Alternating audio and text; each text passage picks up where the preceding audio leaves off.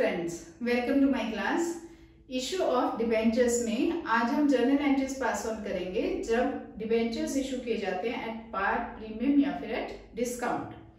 ठीक है, क्वेश्चन के थ्रू करते हैं। तो क्वेश्चन कहता है x limited issue 20,000 9% debentures of ₹100 each at par which is payable 30 on application and balance on allotment. Pass the necessary journal entries. अब ये जो आपको लिखा होता है 9% डिबेंचर्स या 12% डिबेंचर्स, ये क्या है? These are the interest rate जो कि डिबेंचर्स के ऊपर दिया जाएगा। इंटरेस्ट रेट कितना है? That is 9%। ठीक है, तो डिबेंचर्स इशू किया उन्होंने 20,000 डिबेंचर्स और एक डिबेंचर की कीमत कितनी है? 100 रुपीज। एट पार का मतलब हुआ कि 100 रुपीज का डिबेंचर 100 में ही इशू किया गया है। पेबल कैसे है? एप्लीकेशन पे 30 रुपीज, बैलेंस कितना हुआ? 70 रुपीज। अलॉटमेंट पे पेबल है। तो फर्स्ट एंट्री हम डालेंगे, हमारी एप्लीकेशन बनेगी। एंट्री क्या बनेगी? Bank account debited to debenture application account.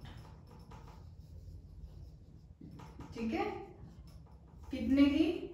20,000 into 30, 6 lakh से। ठीक है जी। सेकेंड एंट्री में हम क्या करेंगे? डिबेंचर एप्लीकेशन को डेबिट करेंगे और क्रेडिट करेंगे हम टू डिबेंचर्स। सेम अमाउंट हमारा 6 लाख का।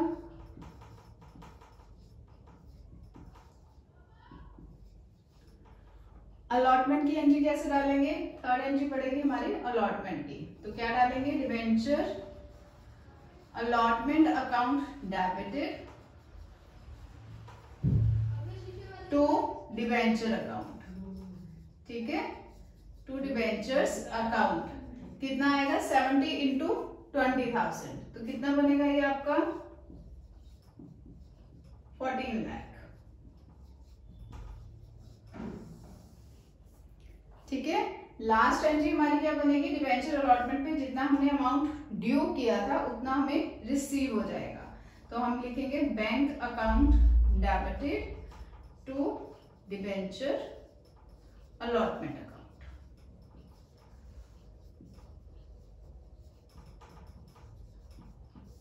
अमाउंटिंग ₹14 लाख।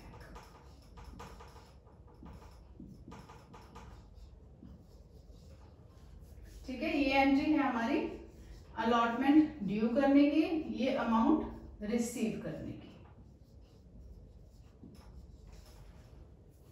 ठीक है, सबसे पहले एप्लीकेशन पे पैसा आएगा तो इसलिए हमारी एंट्री बनेगी bank account debited to debenture application. Debenture application की अमाउंट को हम डिबेंचर्स में डाल के खत्म करेंगे। फिर हम अलॉटमेंट ड्यू करेंगे। अलॉटमेंट ड्यू की एंट्री आएगी डिबेंचर अलॉटमेंट टू डिबेंचर्स। जितना अमाउंट ड्यू किया था उतना अमाउंट हमें रिसीव हो रहा है, तो bank account debited to debenture allotment account. ठीक है, ये तो था अगर डिबेंचर्स इशू किए जाते हैं एट पार। अगर यही डिबेंचर्स प्रीमियम पे इशू किए जाते तो एट प्रीमियम होता। अगर यहाँ पे एट अ प्रीमियम ऑफ 20%, अगर ऐसा होता क्वेश्चन तब हम एंट्रीज क्या डालते? अब ये इन्होंने बता नहीं रखा कि प्रीमियम की अमाउंट एप्लीकेशन पे मंगवाई है या अलॉटमेंट पे। अगर क्वेश्चन साइलेंट है तब हम उसे एडजस्ट करेंगे at the time of allotment only.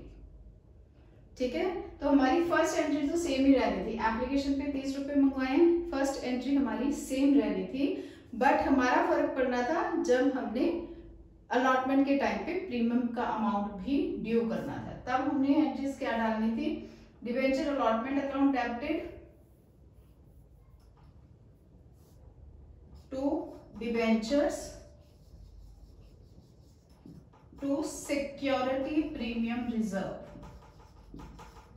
ठीक है जी, सिक्योरिटी प्रीमियम रिजर्व। तो डिबेंचर्स में हम लिखते हैं कितना अमाउंट? डिबेंचर्स में हमेशा जितने का फेस वैल्यू है, मतलब जितने की हमारी ये अमाउंट है वो ही आएगी। तो कितना आएगा? 14 लाख। और सिक्योरिटी प्रीमियम कितना है आपका? 20%, दैट मीन्स 20 रुपीज। तो 20,000 इंटू 20 कितना बना? 4 लाख रुपीज। तो ड्यू कितना होगा हमारा 18 लाख का ड्यू होगा। ठीक है, सिक्योरिटी प्रीमियम रिजर्व भी अब हम ड्यू करेंगे। सिक्योरिटी प्रीमियम रिजर्व कितना 20% का प्रीमियम है। तो डिबेंचर 100 रुपए का डिबेंचर्स कितने पे इशू किया कंपनी ने 120 पे। तो 20 रुपए का जो प्रीमियम है that will be transfer to security premium reserve that will amount to rupees 4 lakh. तो अब अलॉटमेंट के टाइम पे कितना अमाउंट ड्यू हुआ दैट इज 18 लाख। ठीक है, अमाउंट रिसीव कितना आएगा bank account debit to debenture allotment कितना 18 लाख। जितना ड्यू हुआ उतना हमने रिसीव कर लिया। ठीक है, ये तो था अगर प्रीमियम पे इशू करते। सपोजिंग अब अगर वो कहते हैं कि डिबेंचर्स जो थे वो इशू किए हैं एट डिस्काउंट। डिस्काउंट कितने का दे रहे हैं वो 4% का एट डिस्काउंट ऑफ ₹4। ठीक है, तो इसका क्या मतलब हुआ कि 100 रुपए का जो डिबेंचर्स था अब इशू कितने पे निकल रहे हैं 96 पे। ठीक है, डिस्काउंट आ गया। अब क्योंकि ये नहीं बता रखा कि डिस्काउंट का अमाउंट कहां पे लेना है तो हम लेंगे अलॉटमेंट के टाइम पे। अब हमारी एंट्री में क्या चेंज आएगा, ये हमारी थर्ड एंट्री जो हमने अलॉटमेंट पे अमाउंट ड्यू करनी है उसमें चेंजेस आएंगे। क्या, डिबेंचर अलॉटमेंट अकाउंट डेबिटेड। अब हम लिखेंगे discount on issue of debenture.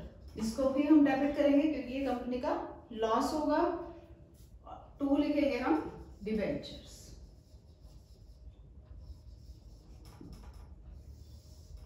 ठीक है, क्लियर है ये चीज। डिस्काउंट कितने का आपका 4 रुपीज का। 20,000 शेयर्स पे 4 रुपीज के हिसाब से 80,000 का तो आपका डिस्काउंट हो गया। 96 में से 30 मंगवाने हुए एप्लीकेशन पे, बाकी कितने बचे 66 कितने कम मंगवाएंगे अलॉटमेंट के टाइम पे। तो अलॉटमेंट के टाइम पे हम कितना लिखेंगे 66 इंटू 20,000। तो that will amount to rupees 13,20,000। ठीक है, तो डिबेंचर्स 2 डिबेंचर्स में हम कितना लिखेंगे 14 लाख। ठीक है, अब अलॉटमेंट में कितना अमाउंट ड्यू होगा 13,20,000 का, क्योंकि 80,000 का क्या है डिस्काउंट। तो जब हमें अमाउंट रिसीव होगा हम लिखेंगे bank account debited to debenture allotment that will amount to rupees 13,20,000। ठीक है,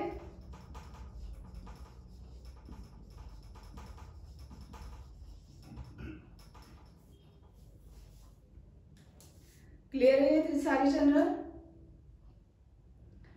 पार पे, डिस्काउंट पे या प्रीमियम पे सिर्फ इस चीज का ध्यान रखना है कि जो डिबेंचर्स है वो इश्यू कैसे हो रहे हैं। पार पे है तब सिंपल जितने अलॉटमेंट के अमाउंट है उतने ही आप ड्यू कर दोगे और उतने ही अमाउंट रिसीव कर लोगे। प्रीमियम पे है तो सिक्योरिटी प्रीमियम रिजर्व आएगा और वो क्रेडिट होगा, और डिस्काउंट पे होगा तो हम discount on issue of debentures लिखेंगे जो कि डेबिट होगा। होप आपको ये एंट्री समझ आई होंगी। फिर like my video, please do like share and subscribe. Thank you.